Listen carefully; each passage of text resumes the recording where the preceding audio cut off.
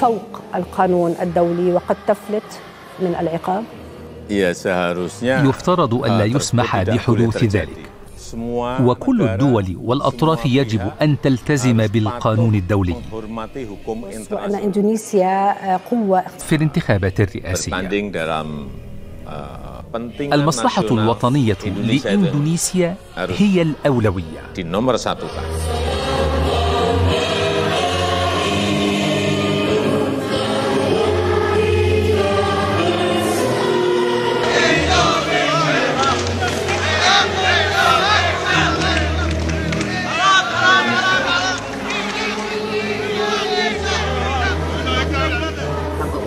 Jadi total football tim ini yang memang ingin dibangun oleh Pak Prabowo.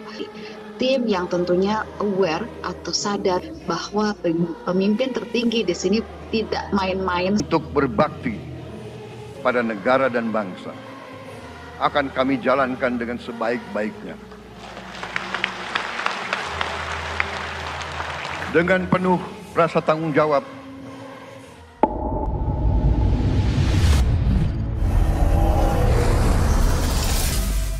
Timnas Indonesia Putri digilas Belanda dengan skor 0-15 pada laga uji coba. Hasil minor yang didapat tim Garuda Pertiwi mendapat sorotan dunia.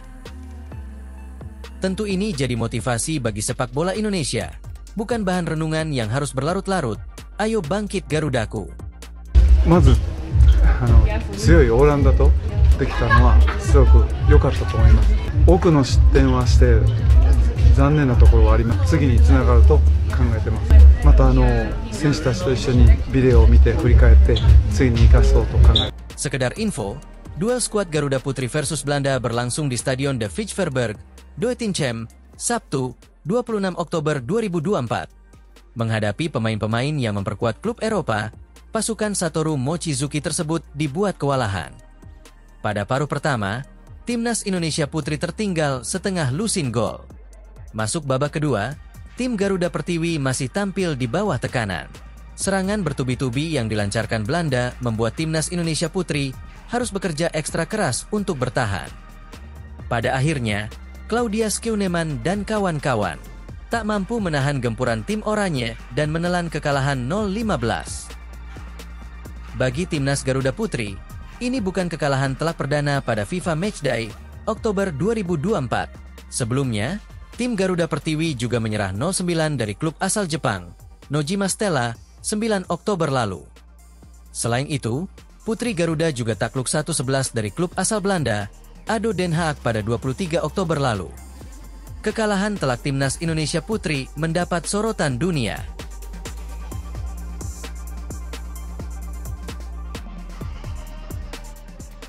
Akun Instagram Sport yang memiliki pengikut hingga 75,3 juta mengunggah skor akhir duel tim Garuda Pertiwi versus Belanda. Menuliskan keterangan, tim Belanda tidak memperlihatkan belas kasihan. Skor pertandingan Timnas Indonesia Putri versus Belanda mendapatkan like hingga 1 juta lebih dan dikomentari hingga 16.000 orang dari berbagai dunia. Bahkan Justin Hubner turut berkomentar dalam akun tersebut. Kekalahan ini memang berat, namun menjadi bahan introspeksi untuk memperbaiki banyak aspek, mulai dari taktik, fisik, hingga mental.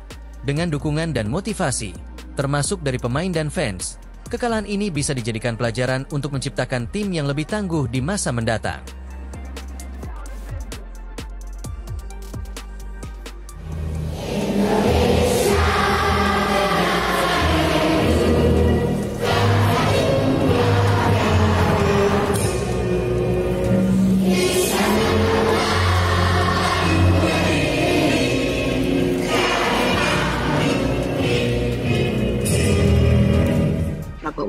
Jadi total football tim ini yang memang ingin dibangun oleh Pak Prabowo.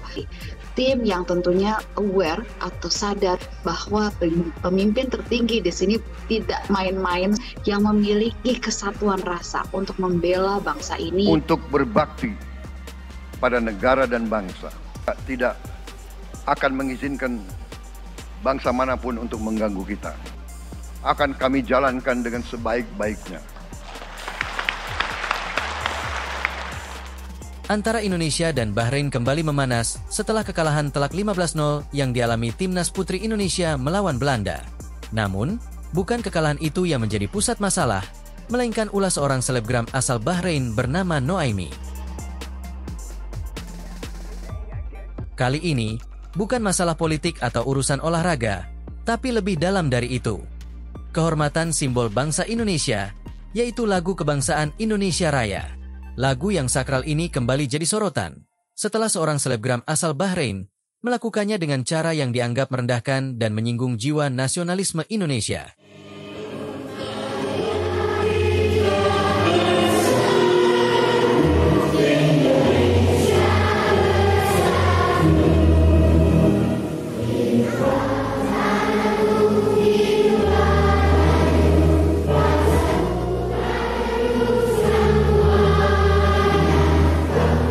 Indonesia Raya adalah lagu kebangsaan yang kerap dinyanyikan di berbagai negara.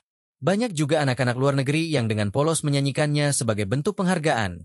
Dan itu justru membuat rakyat Indonesia bangga. Tapi kali ini beda. Publik Indonesia merasa terhina.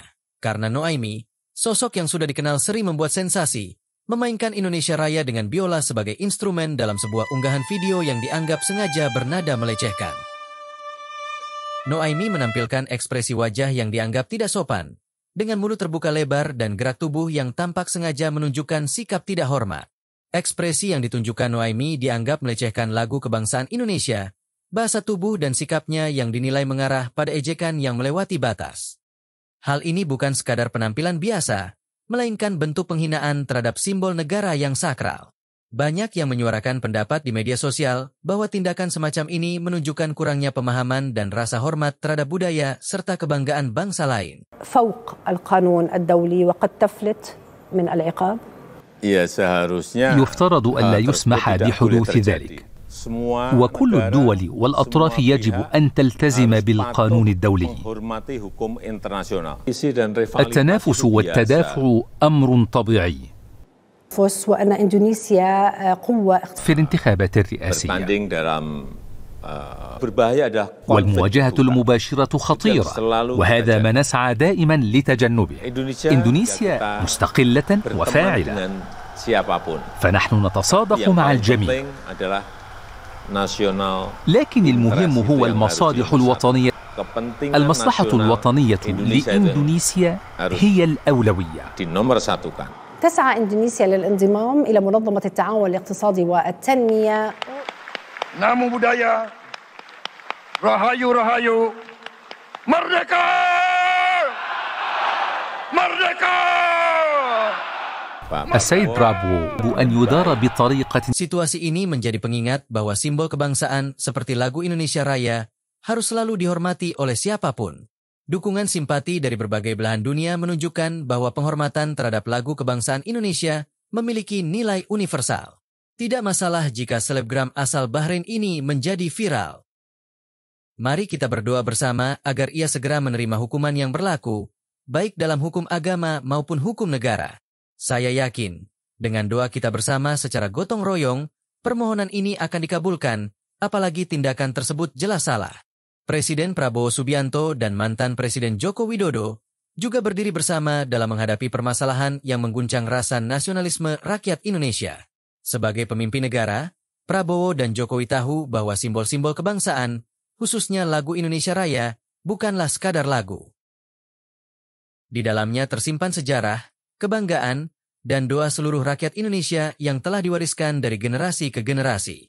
Dengan penuh kesadaran, Prabowo dan Jokowi bergandengan tangan, mengusung nilai kebersamaan dan martabat bangsa yang begitu sakral. Dalam pernyataannya, Presiden Prabowo menegaskan bahwa penghormatan terhadap simbol negara adalah tanggung jawab bersama, tidak hanya bagi rakyat Indonesia, tetapi juga bagi komunitas internasional. Dengan suara penuh ketegasan, ia mengimbau agar setiap individu, terutama yang memiliki pengaruh besar di media sosial, lebih memahami makna mendalam dari penghormatan antar budaya. Prabowo menyampaikan bahwa menjaga simbol negara adalah kehormatan yang tak ternilai, sesuatu yang harus dirawat oleh siapapun yang merasa cinta pada tanah air ini. Tak hanya di dalam negeri, simpati dari berbagai belahan dunia mulai berdatangan. media Arab, dan beberapa negara lainnya turut memberikan dukungan kepada Indonesia. Indonesia for me feels like home.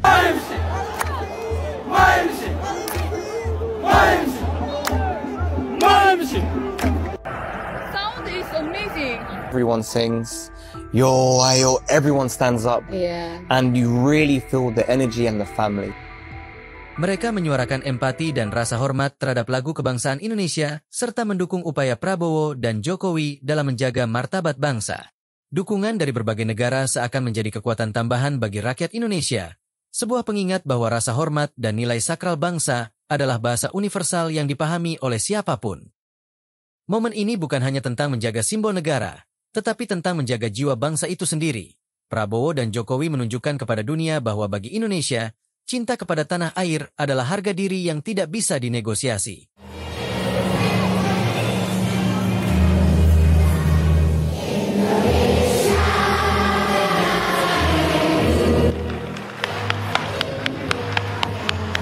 Salam sejahtera bagi kita sekalian. Shalom. Om Santi, Santi, Santi Om.